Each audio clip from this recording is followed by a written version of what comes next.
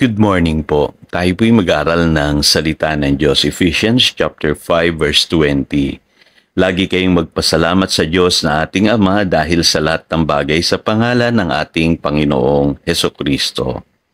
Pagpapasalamat. Kadalasan po naririnig ko sa maraming tao na sila'y nakakalimot sa Diyos. Ano ba ang dahilan ng pagkalimot ng tao sa Diyos?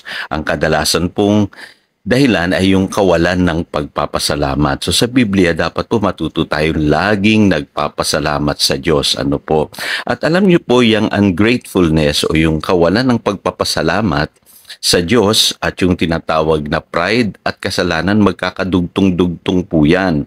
Ang sabi po sa Romans chapter 1 verse 21, kahit alam nilang may Diyos, siya'y hindi nila pinarangalan bilang Diyos ni pinasalamatan man lang. Sa halip naghaka-haka sila sa mga bagay na walang kabuluhan, kaya't nagdilim ang hangal nilang pag-iisip. So makikita po ninyo, isa palang sanhi ng pagkakasala ng tao sa buhay na ito ay yung pong kawalan ng pagpapasalamat sa Diyos.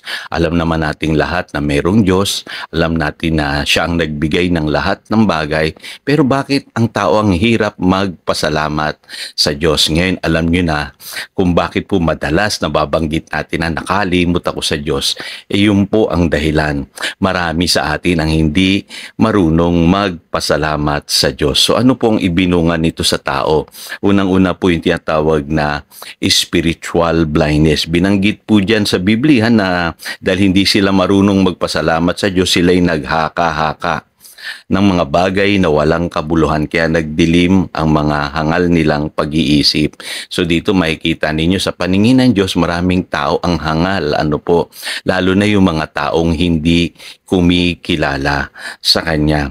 Kaya alam niyo po, lahat ng meron tayo, lahat yan ay mula sa Diyos. Wala naman tayong tunay na pag-aari sa mundong ito. Kaya dapat po matuto tayong laging magpasalamat.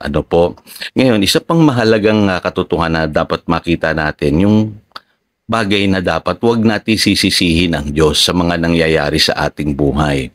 Kasi marami sa atin kapag nakaranas na ng mga hindi magandang pangyayari sa kanyang buhay, ang sinisisi ay ang Diyos.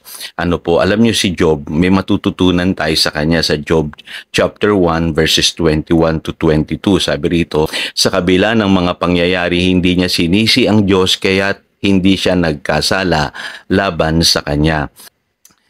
Dapat maintindihan natin na nasa mundong ito, may nangyayari mang masama, hindi yang kagagawa ng Diyos. Maaring pinahintulot ng Diyos dahil sa kasalanan ng tao na tayo rin ang may likha nitong mga pagdurusang nararanasan natin. Pero alam niyo po, ang sabi ng Biblia, dapat po ay magpasakop tayo sa Diyos palagi. Sawayin natin ang dyablo. Yun po ang sinasabi ng James chapter 4 verse 7. So isa pang binubunga ng kawalan ng pagpapasalamat sa Diyos ay yung pong ignorance of God's will. So mapapansin nyo, hindi lamang pala nagiging bulag ang tao sa kasalanan. Pangalawa, makikita ninyo kapag ang tao po ay hindi marunong magpasalamat, sinisisi niya palagi ang Diyos. Pangatlo po ay kadalasan nawawala sa sentro ng kalooban ng Diyos yung isang tao na hindi marunong magpasalamat sa Diyos. Paano nangyayari po yun? Sabi po sa 1 Thessalonians chapter 5 verse 18, at magpasalamat kayo sa lahat ng pagkakataon sapagkat ito ang kalooban ng Diyos para sa inyo sa inyong pakikipag-isa kay Kristo Jesus. Kasi ang pagpapasalamat po ay attitude of humility, pagpapakumbaba, submission and willingness to do the will of God. Iyon po ang ibig sabihin ng pagpapasalamat.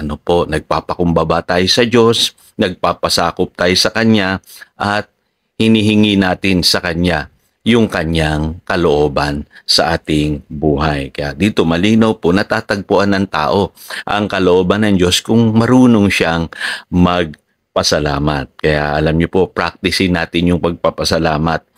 Maliit na bagay, malaking bagay, pagpasalamat natin sa Diyos. Good or bad, magpasalamat pa rin tayo sa Diyos. Kasi ang sabi sa Ephesians chapter 5 verse 20, always giving thanks to God the Father for everything in the name of our Lord Jesus Christ. Ganun dapat yung ma-develop sa ating attitude of gratitude. Pangalawa, huwag tayong makakalimot kay Lord. Remember the Lord.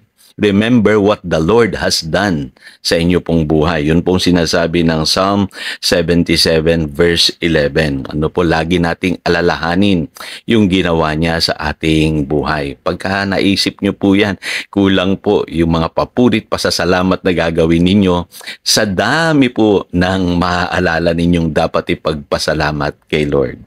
Panghuli po, become a thankful person. Marami pong tao ngayon mareklamo na huwag tayong gagaya sa kanila. Lagi tayong magpasalamat kasi yan po ang magpapatatag sa ating pananampalataya.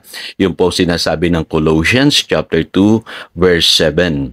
Rooted and built up in Him, strengthened in the faith, overflowing with thankfulness. Dapat ganun po tayo mapagpasalamat. Tayo po'y manalangin, dakilang Diyos, salamat po sa umagang ito na muli ay makakapagpasalamat kami sa iyo. Salamat sa lahat ng iyong ginawa sa aming buhay.